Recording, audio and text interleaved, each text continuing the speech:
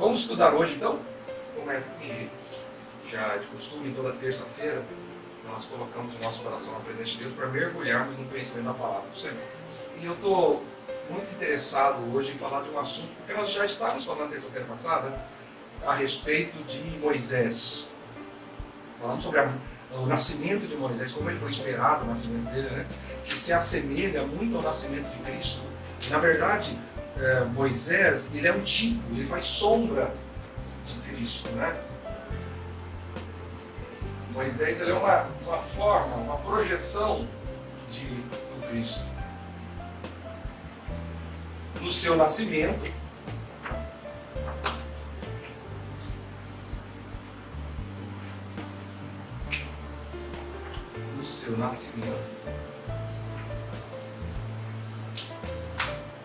eles se assemelham, como se Moisés fosse em vida uma referência para o povo de Israel a respeito do Cristo que viria. A forma com que nasceu. Moisés nasceu debaixo de um período de morte. Havia um decreto do imperador do Egito, do faraó, para que matasse toda criança, todo homem que nascesse, né? E Moisés, então, nasceu nesse período. Mas por que? Foi me perguntado na terça-feira passada, por que então que o imperador ou o faraó tinha decretado que todas as crianças nascessem, toda criança homem que nascesse naquele período morresse. Ele até chama as parteiras, lembra que nós falamos? Das parteiras chamado Sifrá e Puá. E que Sifrá e Puá, na verdade, quem eram? Eram Miriam e a mãe de Moisés, que é Joquebede, que eram as responsáveis por toda a parturiência, se existe a palavra? Agora existe, agora está gravado. Então, os amigos da internet vão desculpar, porque... Bom, já foi. Então, eles deram um decreto para elas, para que todo homem que nascesse, morresse ali, no ato do nascimento. Por quê? Porque os imperadores, os faraós, eles tinham uma gama de mágicos, de homens que conheciam os astros, que nós chamamos hoje de astrônomos e astrólogos. Ele tinha toda uma gama de pessoas que davam esse suporte a ele, de prever algumas coisas. E já havia sido profetizado e decretado que Moisés, um homem nasceria, que removeria o jugo, o peso sobre o povo de Israel. Então o faraó, ele chama os seus mágicos, né, os homens que conhecem os astros, e fazem pesquisa. E peçam para vocês pesquisem para saber quando é que é a data que esse homem, grande homem que vai nascer, que vai me retirar do trono, quando é que ele nasce. E a data, eles trouxeram a data aproximada, por isso ele baixou aquele decreto de matar todos os homens, na intenção de não permitir que nem cresça o homem profetizado que viria removê-lo do trono, ou libertar o povo de Israel. E por conhecimentos dos astros, dos mover das estrelas, eles sabiam dessas coisas. É assim também quando Jesus nasceu.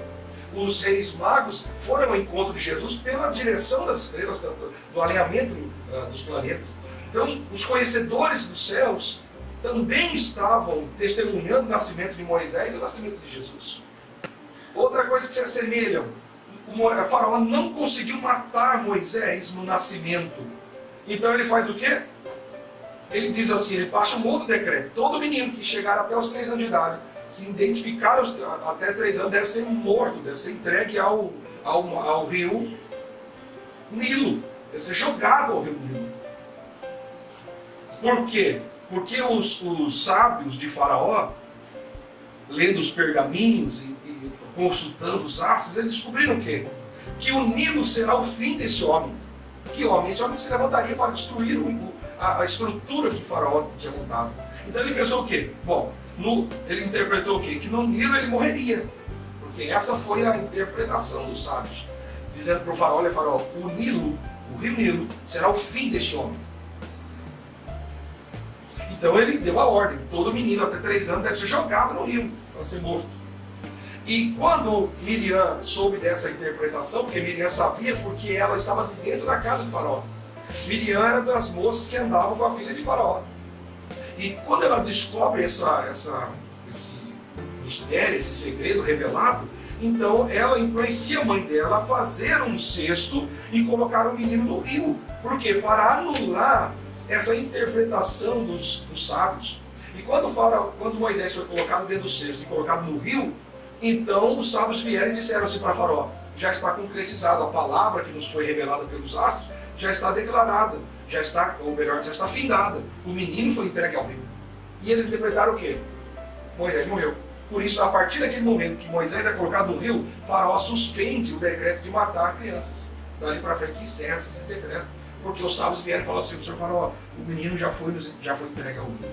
Só que não sabia que ele foi entregue ao Nilo dentro de uma arca. Dentro de uma arca. Olha que coisa interessante. Como isso se assemelha a Cristo? Cristo também foi perseguido até os 3 anos de idade. E por isso Maria e José tiveram que fugir para o Egito. Levou Jesus com menos de 1 ano de idade para o Egito, para fugir, porque os grandes homens sábios também queriam destruir o nascimento do Cristo ali. Perseguiram crianças de 2 anos de idade para baixo, na época de Jesus. E eles se assemelham na libertação, porque Moisés, ele foi o libertador do povo de Israel. Sim ou não? Sim. Não é verdade? O povo de Israel estava há 430 anos preso no Egito. E eles eram o quê no Egito, gente? Isso aí. Escravo. Isso, cada vez para não haver tumulto, né? E eles eram escravos. Escravos. E Moisés vem do deserto. Moisés vem do deserto para o Egito, para resgatar os escravos e o levar de volta ao deserto. Moisés faz isso, não é? Ele vem como pastor. Moisés é pastor de ovelhas no deserto. Ele vem até o Egito, resgata os escravos e os conduz ao deserto novamente. Jesus faz a mesma coisa com a sua vinda. Nós não éramos escravos de Faraó, mas nós éramos escravos da nossa própria vontade. Nós éramos escravos do pecado, diz a palavra do Senhor em Romanos. Nós éramos escravos do pecado. Quem diz isso é no livro de Romanos. Paulo fala sobre isso, que nós éramos escravos do pecado. E Cristo, que veio do deserto, veio da morada do deserto, ele veio para resgatar os homens que estavam escravos. Porque em Mateus capítulo 4, Jesus é levado pelo Espírito Santo ao deserto para ser tentado, para ser provado, né, por Satanás. E ele fica lá 40 dias, representando cada dia que o povo de Israel também ficou no deserto. Então Moisés vem do deserto e liberta o povo. Jesus também vem do deserto. E após a sua vitória, a vitória de Jesus contra Satanás, após o deserto dele, ele sai a pregar, libertando as pessoas escravas do pecado. Muito semelhante ao ministério dos dois. Após libertar os homens, Moisés liberta os homens do Egito, Moisés os conduz ao deserto. Sim?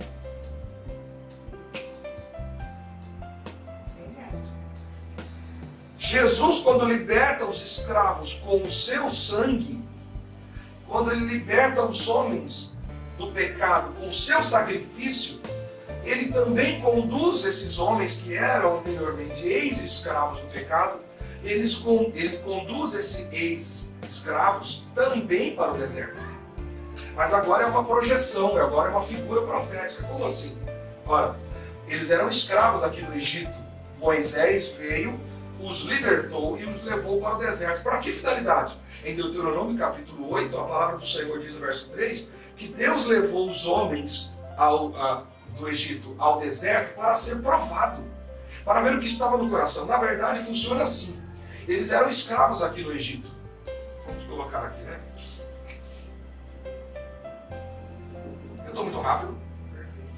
E aqui é os homens do mundo. O mundo representa o mundo. Então, eles foram retirados do Egito e venceram a escravidão. Não eram mais escravos. Porém, ainda eram escravos de si mesmo. E eles foram para o deserto para que uma libertação interna ocorresse. Porque é no deserto que Deus trata o coração do homem. Não é na vitória. Nas vitórias pouco se aprende. Se aprende muito nos seus fracassos e derrotas, nos dias de dificuldade. É de lá que vem a base, a estrutura de um ser humano. de um homem de sucesso? É nas suas fraquezas, nas suas guerras, nas suas escorregadelas, nas suas fragilidades. É no lugar de deserto, onde falta água e tem muito calor, onde falta alimento e tem muitos desafios. É lá que eles são restaurados, eles são provados. É lá que ele se desabrocha de dentro para fora, ele faz um novo homem. É no deserto, não é em lugares refestelados, não é verdade? Não é lugar de oásis, muito pelo contrário. Por isso Deus é muito sábio. Ele tira o povo da escravidão e o conduz ao deserto para que a escravidão agora, uma vez era natural, era física, agora o Senhor quer o libertar de uma escravidão interna, emocional, psicológica. Assim Jesus faz, Jesus liberta os homens que eram escravos do pecado. Nós não tínhamos como nos aproximar de Deus por causa do nosso pecado. Mas Jesus morreu e a música que nós cantamos hoje aqui diz que o véu que separava não separa mais. Ele nos aproximou a Deus, não é? Nos aproximou de Deus com o seu sacrifício. Agora ótimo, então nós estamos aproximados de Deus pronto. Pronto? Não, definitivamente não. Porque assim como esses escravos estavam livres da escravidão, mas não estavam livres de si mesmos, assim os homens aqui agora estão livres do pecado, que eram escravos do pecado, mas ainda continuam escravos internamente. Por isso o Senhor os conduz ao deserto para ser melhorado, aprimorado. Jesus liberta com o seu sangue, e ele purifica, ele restaura os homens com a sua palavra. Vou repetir. Jesus restaura, ou melhor, liberta os escravos do pecado com o sangue dele que derramou no chão. Essa é a marca da libertação. Mas como que o homem se torna melhor? Obedecendo a sua palavra no lugar de deserto. Então, na sequência, como eles se assemelham? Muito se assemelham. Tem algumas diferenças na sua morte, mas eles são muito semelhantes. Um profetiza, um fala a respeito do outro. Até mesmo no seu ministério. Tudo isso aqui é uma introdução rápida para nós entrarmos no assunto. Até mesmo no seu ministério. Como assim no seu ministério? Como assim? Quando Moisés vem do deserto para libertar o povo, então ele opera alguns milagres, alguns prodígios. Okay? Quantos prodígios foram? 10. 10? Ou 9? 10. Do que eu estou falando? Das 10 pragas. Pronto? As 10 pragas que Deus usou para libertar o povo de Israel. Agora, note uma coisa. Se você for ler com intensidade o texto do livro de Êxodo, você vai entender que Deus não precisava das 10. Deus precisava de uma, ou na verdade ele precisava de nenhuma. Mas ele permite a operação das 10 pragas. É interessante isso. Vamos refletir um pouco. Por quê? Porque na primeira praga, a Bíblia fala assim, e Faraó já liberou o povo no primeiro momento. Mas a Bíblia diz assim, e Deus, endurecendo o coração de Faraó, faz com que Faraó retroceda.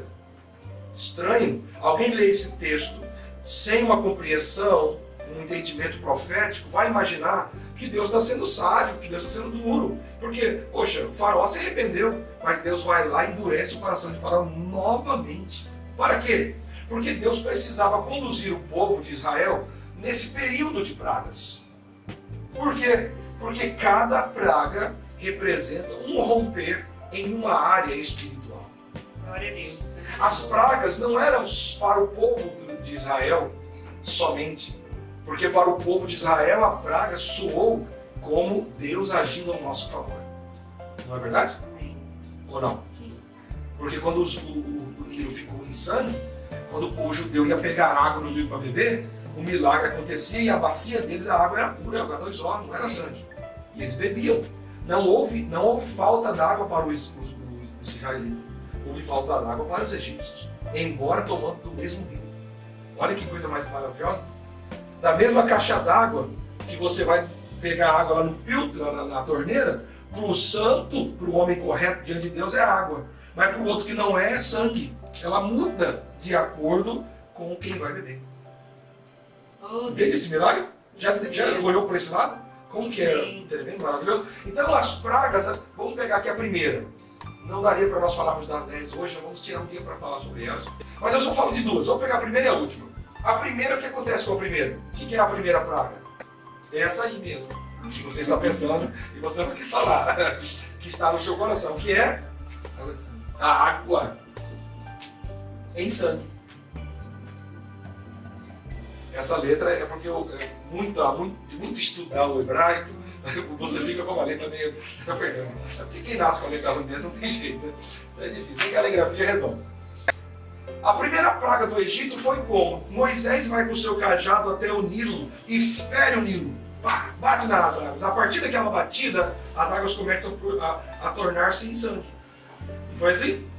E todo o Nilo ficou vermelho. Qual foi o primeiro milagre que Jesus operou no seu ministério? Transformação de água. Jesus transforma também a água no vinho. Aonde ele estava? No casamento. Ele estava num casamento. E no casamento, a mãe dele chega e diz assim: filho, acabou o vinho. Acabou o vinho. E aí Jesus diz assim: o que eu tenho com isso? E muitas pessoas, por não ler o texto corretamente, acham que Jesus está sendo rude com Maria.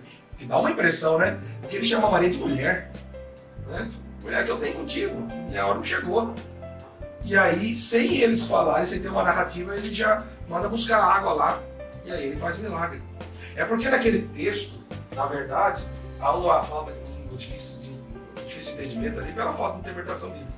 Porque mulher é uma palavra de honraria usada naquele momento. Porque as mulheres, naquela época, elas não tinham direito de absolutamente nada. Pouco tempo atrás, as mulheres não tinham direito nem de voto. Né? Agora que começou a conquistar esses direitos. Mas antigamente, você imagina como é que a situação era. Então, chamar uma mulher de mulher, era um destaque. Porque era se usado nomes pejorativos. Então, Jesus não foi indelicado com ela. E outra, ele usa uma expressão profética, ele disse: minha hora, não chegou a minha hora, não tem nada a ver com isso. Porque, eu posso explicar esse texto? Ou já queremos ir para... Posso explicar isso? Do água e sangue? Jesus foi convidado para um casamento. E no casamento judaico é assim, ó.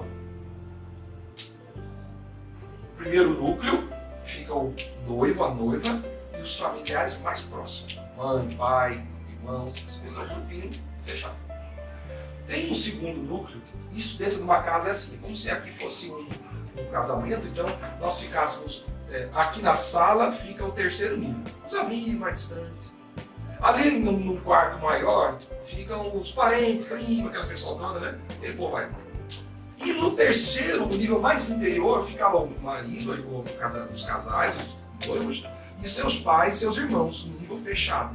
Então no primeiro nível ficava a noiva e o noivo com familiares muito restritos. No segundo nível ficava um nível de parentes. E no terceiro nível, ou numa terceira casa, no terceiro espaço de uma casa, ficava a geral, como se fosse a geral do campo de futebol, né? Então os amigos da rua, os amigos ali da igreja, aquela coisa toda, né? Que vai lá para comer os doces. Jesus não foi convidado para a festa. Quem foi convidado foi Maria, porque Maria tinha um aparentamento com esse casal aqui. Eles eram amigos próximos de Isabel. Maria, prima de Isabel. Maria, então, foi convocada para o casamento. E ela ficou no segundo nível. Aqui, no segundo escalão. Jesus, que não foi convidado, mas acompanhou sua mãe, ele ficou no quarto nível, que nem existe, ficou fora da festa, bem longe. Ele ficou longe da festa, ele nem participou. Ele estava com os discípulos ali, distante, observando. Não foi convidado. E quando acaba o vinho primeiro aqui. Então o mestre da festa chega aqui e diz para o noivo: noivo, acabou o vinho. E ele disse: e agora? Acabou tudo, eu não posso fazer nada. Dá um jeito, compra alguma coisa, não tem onde comprar. E aí o mestre Sala, ele sai do primeiro nível e vai no segundo nível. E avisa as pessoas: olha, acabou o vinho aqui. Não tem vinho mais. E aí a pessoa fala: puxa vida, né? Acabou o vinho numa festa daquela, acabou a graça. Acabou a alegria. Porque o vinho simboliza também a alegria, a aliança. Então, as pessoas já ficaram: poxa, a festa acabou. E não era só algo de festividade, porque acabar o vinho no casamento é uma desonra. Projeta isso para nossos dias de hoje. Acabar o vinho, acabar a graça, acabar a alegria, acabar a aliança no casamento, é o resto o quê? Nada. Porque o casamento é feito de aliança. É ou não é? Aí os mais romanciam as coisas, gostam de usar uma terminologia melhor, dizem: não, mas o casamento é feito de amor. Né? Pois é, mas se o casamento foi feito de amor somente, Então ele é facilmente dissolvido, porque o que nós vemos hoje é, nesta época, nessa geração, o tempo que mais se separa é agora. Porque eu posso amar muito a minha esposa, mas eu posso me cansar também. Eu só não me separo, não é porque eu amo muito, é porque eu tenho um compromisso. E em alguns momentos esse compromisso pode parecer estranho, essa minha fala, mas não é. Há muitas vezes este compromisso me impede de cometer uma situação, cometer um desastre no meu casamento, e mais pra frente meu casamento é restaurado e o amor é renovado. Porque não se vive de amor. Amor não é algo externo, amor não é flores, amor não é só a paixão. Amor é o que está escrito na Bíblia em 1 Coríntios capítulo 13, que amor não se ufana, não se arde em ciúmes, o amor não se irrita, não se alegra com o mal, o amor tudo espera, ele tudo suporta, ele tudo sofre. Isso que é o verdadeiro amor. São atitudes, ações. Não é um romance, porque o romance ele acaba. Né? A romance acaba, mas o compromisso, o relacionamento não acaba. Sim ou não? Sim. Embora é o que todo mundo vê na televisão e todo mundo sonha, que é um casamento de príncipe, de princesa. Mas até mesmo os casamentos de príncipe, de princesa que existem ainda nesse tempo são dissolvidos. Sim ou não? Sim. Nós vimos alguns na televisão sendo dissolvidos. Então eles são pautados em aliança. O casamento é pautado numa aliança. Porque eu tenho aliança, meu amor desenvolve. Então acabar o vinho num casamento é acabar a aliança do casamento, é acabar a alegria do casamento. E Maria, quando vem no segundo nível, ela fica sabendo dessa notícia, e a notícia escolhe para o terceiro nível. Então o terceiro nível é avisado que não tem mais vinho, então a tristeza ela começa a entrar em cadeia no casamento. Maria então rapidamente sai daqui, vai em Jesus, porque ela sabe que o filho dela pode operar esse milagre para restaurar o casamento. Então ela vai lá em Jesus e diz assim, acabou o vinho. Jesus sabia o que quer dizer acabar o vinho no casamento. Não era só acabou o suco de uva, acabou o refrigerante. Não é essa expressão. Não é isso, acabou na festa da minha filha no dia 4, sábado, nós fizemos ali uma torta. Né? O senhor comeu da torta? Né? Gostou? A torta, ela estava muito grande, uma amiga nossa não fez para nós. A torta não deu no final para quem quis ali. Ela acabou. E aí não é uma festa que acabou a torta e ficou todos tristes. Não, acabou, não sobrou. Não é isso que Maria está dizendo, acabou o vinho, ou acabou a torta. Não, acabou a torta, beleza, tudo bem, já comi um pedacinho. Não é essa a expressão de Maria. Ela está dizendo, acabou o vinho da alegria, da aliança. Faz alguma coisa. Jesus falou, não é a minha hora, ou seja, não chegou a hora de eu ainda entregar minha vida para esta aliança, mas há algo que eu posso fazer para esse casamento agora. Então ele manda que o mestre da sala que está avisando, o mestre da festa está avisando que não tem mais vinho, ele fala, pode trazer as talhas de água. Interessante é porque, como Jesus sabia que tinha talha de água naquela casa, uma talha é um recipiente com um balde, tipo aqueles tambores, feita de uma pedra, tipo um mármore muito bem talhado, enorme, que se colocava muita água dentro de uma casa. Mas em todas as casas não tinha aquilo. Como que Jesus sabe? Ele não pesquisa, ele não manda perguntar, ele só diz assim, traz a água. E o mestre Sala trouxe a água dessas talhas, trouxe as talhas com água. Por quê? Porque este homem que estava aqui, dono da casa, que estava se casando, era um sacerdote. Um homem que precisava, por ser sacerdote, ele tinha que ter muita água em casa, tia. Por que ele tinha que ter água? Porque o sacerdote que obedece a Torá ao pé da letra, todo momento ele tem que lavar as mãos com uma água pura, especial. Não pode ser uma água qualquer. Então, ele faz alguma coisa, ele tem que lavar as mãos, os pés e o rosto. Então, ele tinha muita água em casa, muita talha. Era a água da sua purificação. Entende o que eu estou dizendo? Isso aqui é muito importante, esse detalhe. Era água como se esses copos fossem as talhas. E eu uso daqui para fazer um ato de purificação, dizendo, Senhor, eu lavo as minhas mãos agora. Não só lavar as mãos como quem vai ao banheiro, mas é um ato de purificação. Então Jesus está dizendo o quê? Que mensagem ele está dizendo? A água que você se purifica não é mais H2O. Agora é o meu sangue. Por isso ele reverte a água em sangue. Esse é o sinal, esse é o símbolo da transformação. A festa continuou, porque o mestre da festa chega lá e entrega o novo vinho, e as pessoas dizem, mas que vinho maravilhoso, que vinho Você guardou o melhor vinho para o final? Ninguém faz isso. E a festa começou, retomou-se com muito maior alegria, com muito maior aliança, muito mais forte, porque eles declararam que o vinho era melhor, ou seja, a aliança agora é melhor, o amor agora é melhor, o compromisso agora é melhor no casamento. E na verdade, Jesus estava querendo mandar uma outra mensagem, não uma mensagem de alegria no casamento. A mensagem dizendo agora, antes vocês se purificavam com água, agora vocês vão se purificar com o meu sangue. Essa é a mensagem. E a mesma mensagem acontece no Egito, porque o Nilo é não só um rio para os egípcios, o Nilo é um Deus para os egípcios. E tudo que eles fazem, tia, eles se purificam, até mesmo nas suas religiosidades, no Nilo. Estão comigo? Por isso que eu disse que a princesa, quando foi se purificar no Nilo, tomar banho, ela não vai tomar banho todo dia no Nilo. Porque quem lê e passa batido ali não entende, pensa que a princesa, a filha de Faraó, ela vai todo dia tomar banho, como um ribeirinho vai no rio tomar banho. Não, gente, ela não faz isso. Ela é princesa, ela toma banho no seu palácio real, lá no seu quarto real, na sua banheira real, com as suas esponjas reais e com o rio real. Ela toma banho com coisa real. Não é não, gente, é assim. Existe um sistema que puxa, que traz a água, literalmente, do Nilo para dentro da casa do faraó. Era bombada, ela era bombada a água, todo o sistema técnico. Ela não precisava ir ao rio, ela só foi porque ela tinha acabado de operar um ritual junto com o pai dela. E ela não fazia, ela não se dava bem com os rituais do pai dela. Então ela foi no Nilo de uma forma de se despojar daquilo que ela tinha feito. Glória a Deus. E quando ela vai, então ela encontra Moisés. O Nilo era um lugar de se purificar. Por isso a água do Nilo, em lugar de purificar, se transforma em sangue. Qual é a mensagem aqui? Aquela água que vocês se purificam, agora purificarão é no sangue. Eles não sabiam que sangue é este, mas sabiam que era o sangue dele no futuro. Era uma projeção. Glória a Deus. Por isso que as duas pragas, a primeira praga e o primeiro milagre se assemelham. Estão vendo?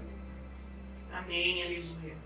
As 10 pragas, eram usadas de 3 formas. Primeira para o povo egípcio. E segundo para o povo hebreu. E o terceiro era para o próprio Moisés. De que forma? Moisés, ele estava se preparando pelas pragas para voltar a subir ao Monte Sinai. Porque na primeira subida do Monte Sinai, Deus disse para ele, para aí. Não venha para cá, porque o lugar que você está é lugar santo. Para no segundo nível. Ele parou no nível do lugar santo. E Deus queria que ele fosse mais alto, no lugar do fogo, mas era ali ele não foi, porque ele não estava preparado. Moisés então desce o deserto e vai ao Egito. Na volta, Deus fala para ele, agora sobe e entra para dentro da nuvem, no terceiro nível. Vocês estão entendendo o que eu quero dizer? Na primeira vez Deus fala, para, não suba para cá, você não vai suportar, você não está pronto. E por que agora, depois dessa odisseia toda, ele volta e Deus fala, agora você sobe, agora você pode entrar. Porque Deus naquela hora não queria, agora está querendo? Não, evidentemente que não. Porque agora Moisés desce ao Egito e ele mesmo, depois de 4 meses, tanto, ele vê as pragas acontecendo e aquilo para ele é como uma grande lição. É um grande aprendizado para ele. Então as pragas falavam com Moisés de uma forma, as pragas falavam com o povo hebreu de uma forma, era uma mensagem já se preparando para as águas que purificam, que agora não é água, agora é sangue. Falava ao povo egípcio o quê? Se vocês estiverem comigo, as pragas ferem os egípcios, mas não ferem vocês. Isso faz a diferença entre o que serve a Deus e o que não serve. E também falava aos egípcios o que ela deveria falar. Como aqui a mensagem das águas do Nilo. Até mesmo vocês, egípcios, têm uma opção. Vocês não são merecedores, mas há uma opção de vocês se purificarem pelo sangue do Cordeiro. Aquilo que eles fizeram.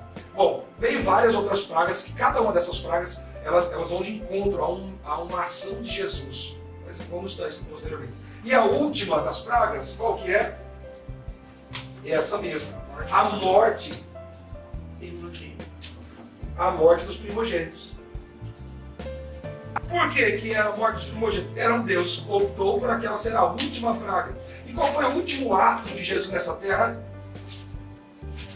A morte do primogênito. Porque ele é reconhecido como o primogênito de muitos irmãos. Ele era o único, o unigênito, mas se tornou primogênito de milhares e milhares, centenas de irmãos que somos nós. Ele é o primeiro irmão. Por isso ele é o primogênito. A morte dele anuncia a libertação. Lembra? O que acabei de falar aqui. Pelo sangue dele derramado, por sua morte, ele nos libertou do pecado. Agora, quando no Egito, quando morrem os primogênitos, o faraó diz, agora pode ir embora. Saiam daqui. Estão livres. Na morte do primogênito. É um sinal, é um ponto, é uma ação de Deus na vida de Moisés, dos hebreus e dos egípcios, ensinando a eles que não será mais por sacrifícios humanos naturais deles, mas sim pelo sacrifício do Cristo que virá. Entendem? Que eles se assemelham a Moisés e Cristo muito parecidos. Encaixam. Sim, se encaixam. Nós costumamos falar que eles são tipos, são sombras. Uma aponta para um. Enquanto Moisés era a essência, o Cristo seria a substância daquilo que Moisés era. Entende o que eu quero dizer? O senhor ia fazer uma pergunta? Uma pergunta. No caso, quando o povo de Israel estava saindo do Egito, teve algum chamado assim, mais claro que Deus fez para que quem quisesse hoje acompanhar o povo de Israel, tornar-se o povo de Israel, teve algum chamado mais claro ou não foi assim subliminarmente? É interessante isso porque assim, nenhum homem é aceito no arraial de Israel. Se não for israelita, ele não é aceito. Mas há uma história que nos conta no passado, antes de Moisés chegar em cena, que uma mulher foi aceita no meio do povo que não era um povo egípcio. O nome dela é Agar. Ela foi mulher de Abraão. E ela, então, desavisadamente, Abraão tomou aquela mulher como sua. E dela teve um filho chamado Ismael, tentando, através de Ismael, começar a linhagem de Deus, que Deus queria com Abraão. Mas Abraão recebeu uma ordem do Senhor dizendo, das suas entranhas terá um filho. Mas ele já tinha 90 anos. Ele fala, eu tenho 90 anos, minha esposa não tem mais condições, não tem como ter filho. Além do mais, eu sou estéril. Ele tinha essa consciência. A esterilidade não estava em Sara, estava em Abraão. Perdão, estava em Sara. E Abraão era um homem fértil, mas tinha 90 anos. Ele, olha, minha esposa não pode, além do mais, ela era estéril. Mas Deus queria fazer um milagre através dele. Mas no ato do erro dele, ele traz uma pessoa não judia para dentro da casa. E agora a aliança que ele fez dá uma precedência, dá uma brecha, um caminho para aqueles que quiserem, que não são, podem se aproximar agora. Então os egípcios poderiam ser convidados, poderiam ser chamados, eles não foram diretamente. Mas havia egípcios que se apaixonaram pelos ensinos do povo israelita. E na saída, os acompanharam. E Israel levou alguns egípcios com eles. Eles levaram os egípcios andando com eles. Mas não foi um convite explícito dizendo, venham os egípcios, vocês são convidados. Não. Assim como esse convite só foi feito efetivamente no tempo de Cristo. Porque até mesmo no tempo de Cristo, não havia esse convite para nós. Porque mas nós não somos egípcios, mas nós somos considerados gentios. Gentio é o quem? Quem não é judeu. Então nós não somos judeus. Nós estamos alheio, fora da promessa de Deus. Porque a promessa de Deus é só para o povo hebreu. Mas Jesus veio para esse povo hebreu. Mas os hebreus não quiseram. Então ele disse, então eu vou para um povo que me quer. E abriu, que já havia essa precedência na lei. Então ele escancara a porta, dizendo, são convidados todos os que me querem. E aí nós entramos nessa. Gentios, que não são judeus, que agora fazem parte do Israel espiritual. Amém, glória a Deus. Ok? E há uma referência de Ruth, né? E Ruth é mais para frente, depois de Moisés, Ruth aparece nessa situação, né? E ela é inserida, assim como Raabe também. Raabe é inserida no meio do povo de Israel. Então essas mulheres vão trazendo legalidade para que nós, gentios, pudéssemos entrar no meio do seio de Israel. Glória a Deus. Ela fala bíblica, o pastor aqui diz que nem todos que são filhos de Moisés ou Abraão, que são israelitas. Sim. Nasce do sangue dele, Sim. mas esse está referindo já no Novo Testamento ou está referindo lá atrás? Não, está se referindo lá atrás, mas como nós dizemos aqui, toda referência posterior no Velho Testamento são sombra do que virá. Então tudo isso é uma preparação para nós recebermos a entrada nessa vida cristã, que muitos não sabem por que entraram. Entraram porque muita gente, há milhares de anos atrás, com a sua vida não sendo judeu, mas viveu uma vida que agradou a Deus. Deus disse, então, todos os que forem como você, da sua raça, podem entrar se tiverem o mesmo coração. Um precedente. E nem todos que são filhos dele são israelitas. Exatamente. São hebreus, né? São hebreus. São hebreus. Israelitas são todos que nascem em Israel. Hebreus são aqueles que atravessam as águas, que passam as águas. A água representa o quê? Que deixa sua vida para trás e começa um novo tempo com o Senhor. São hebreus. Né? Então, um gentil pode ser hebreu. Nessa forma de pensar. Um gentil, um não judeu, pode ser hebreu. Diz Paulo, judeu é quem não é exteriormente, mas sim internamente no coração. Referindo-se à incircuncisão. Exatamente. Podemos seguir agora, depois dessa rápida introdução? Só lembrando aqui para aqueles que não estiveram na terça. Não vocês. Bom, é rápido. Vamos hoje então prosseguir. Antes eu quero fazer uma rápida introdução. Introdução. Rápida introdução biológica. Vocês que conhecem mais biologia do que eu, neurociência, vocês me ajudem, por gentileza. Mas, perdoe meu desejo rudimentar aqui, mas isso aqui é para ser... meu Deus. Bom, é para ser o cérebro humano. Ainda vamos entrar na... O cérebro que ele é meio achatado. Tem gente que tem a cabeça um pouquinho achatada. O cérebro humano. Massa cinzenta lá dentro do...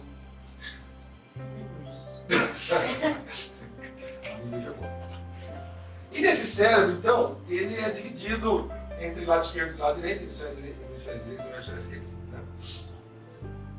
E ele também tem seus bilhões e bilhões de neurônios, né? Vamos colocar aqui como um pontinho. Bem rudimentar, gente. Eu sei que vocês sabem mais aí do que eu, mas suponhamos que seja agrupamento de neurônios. E eles se agrupam em parcelas, porque cada área do cérebro ele comanda alguma região do seu corpo, certo? Então ele é assim comandado. E esses neurônios, todos salpicados aqui, eles se comunicam entre si. Eles falam. Né? Uma mensagem de um neurônio vai para outra. E se nós víssemos assim num filme, num desenho, a gente ia ver um neurônio falando com o outro assim, ó, um neurônio aqui, outro aqui, e eles falam com um raiozinho rápido um com o outro, um raio. Eu gostaria de saber que essa palavra ia sair. Eu só não consigo falar ainda. Como que é? Sinapse. Essa. Então, um raio sai de uma e vai para outra, passando a informação que ela recebeu. Suponhamos que... Deixa eu fazer aqui, continuar o desenho. Aqui é a base do cérebro, aqui o sistema nervoso desce, vai para os braços e para as pernas. Ok? Eu ria, mas eu gostaria que vocês viessem desenhar aqui também. É um exercício. Vamos lá, vamos ter fé nesse dia. Né? Então, se você, esse ser humano aqui, essa pessoa, ele encostasse com os dedinhos aqui em alguma coisa quente, então as terminações nervosas da ponta do dedo iam mandar uma mensagem para alguma área do cérebro dizendo que está quente e em questão de nanosegundos ia voltar aquilo como um sentimento de calor e ia tirar a mão, né? Uma pessoa que não tem essa sensibilidade ia ficar com a mão no calor lá pegando fogo e nem ia sentir, nem ia saber. Ok? Não é assim? Perfeito. Então eles se comunicam assim, mandando mensagem, um raio. Imagina o cérebro inteiro tendo as sinapses. Né? E também existem duas áreas interessantes do cérebro, nós chamamos dela de... São os neurotransmissores.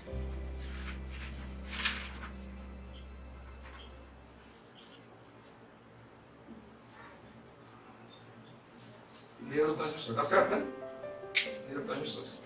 Os neurotransmissores são essas transmissões que existem no cérebro e eles captam informações. São dois tipos de neurotransmissores.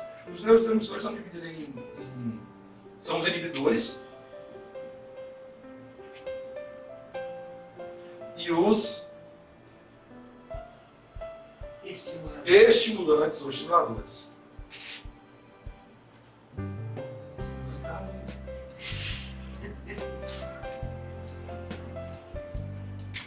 E eles estão lá para desenvolver, ou eles trabalham de uma forma no nosso cérebro para, como o seu próprio nome diz, para estimular algo ou para inibir.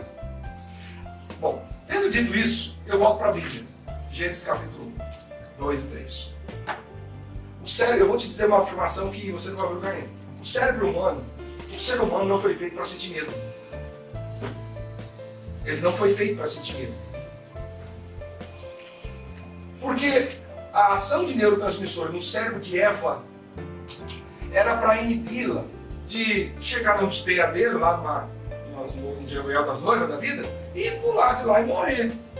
Então ela tinha esses neurotransmissores chamados inibidores que iam inundar o cérebro dela com uma sensação de perigo, né?